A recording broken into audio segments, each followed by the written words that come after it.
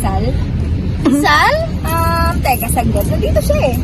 Eto, nasa piso. Sa piso? Eh, di ba siya yun? Oo, siya nga. At ngayon, tanungin natin ng mga kapwa natin estudyante. Para magkaroon tayo ng mas marami pang kaalaman, bakit kaya hindi tayo gumawa ng panayam sa mga estudyante dito upang malaman natin ang kanilang mga kaalaman tungkol sa ambag ni Rizal dito sa ating bansa? Tama ka dyan, senyorita! Halika, samahan niyo kami. Ayun ay mag-interview tayo dito. Nandito si Kuya. Mukhang madali na si Kuya. Kuya, may tanong ako. Bilang isang estudyante, ano ang nais mong tularan mula kay Rizal bukod sa pagiging matalinong mag-aaral? Ano ang paamo positibong magandang halimbawa ni Rizal na maaari mong tularan at bakit?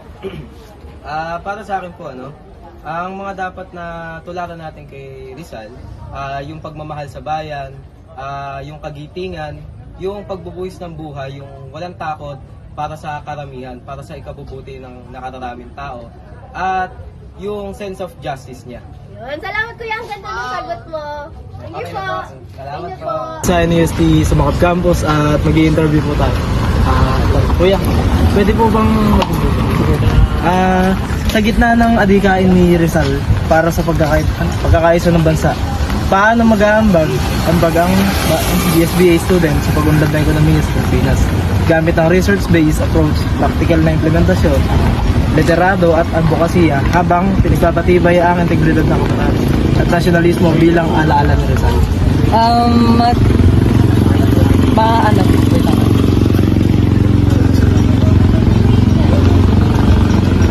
Ang mayambag ko po sa bilang BSBA student sa advocacy ni Rizal ay ang paggawa ng evidence-based research sa pamamagitan ng yun nga po sa sinabi niyo sa integridad at sa mga proseso po.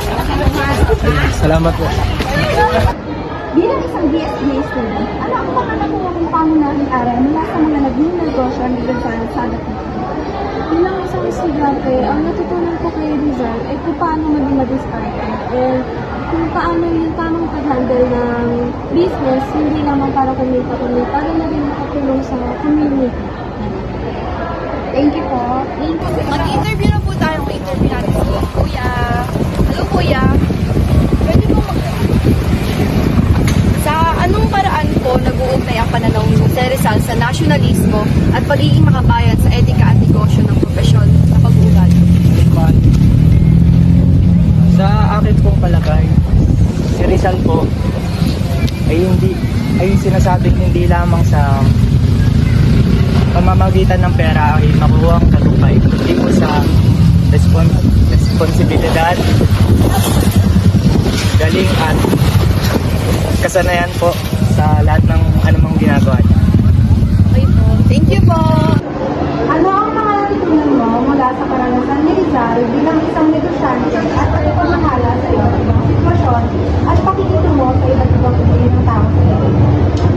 Ang karanasan ni Rizal, isa siya sa naging matagumpay na businessman at isa din siya sa yung ginagawa niya is makakatulong and may malasakit dito sa Lika, tanungin natin si Kuya.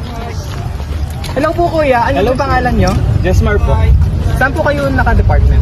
sa Hospitality Management. Pwede po kayo matanong? Yes po. Ang tanong ko po is, kailan at saan pinatay si Jose Rizal? Pinatay siya noong December 30, 1896. Tapos, pinatay siya sa Luneta Park. Thank you po. Alam niyo po ba kung anong sinabi ni Rizal ng pagkakasal na once tumatong sabihin ito ay tapos na? Pwede po ba kami interview? Pwede naman po. Okay. Ang tanong ko is, bilang Pilipino, ano po ang unang libro ni Jose Rizal? Sa sigilin mo po ay Holiday Tangi po. Tanungin natin si Ate. Flash na ba yan? Ate, maaari po kong magtanong. Okay. Anong branch ng medisina ang inaral at minaster ni Dr. Jose Rizal? I think ophthalmology. Tama. Thank you po. Thank you. Kuya, sino po ang best friend ni Rizal? Ang best friend ni Rizal, si Ferdinand Blumentritt.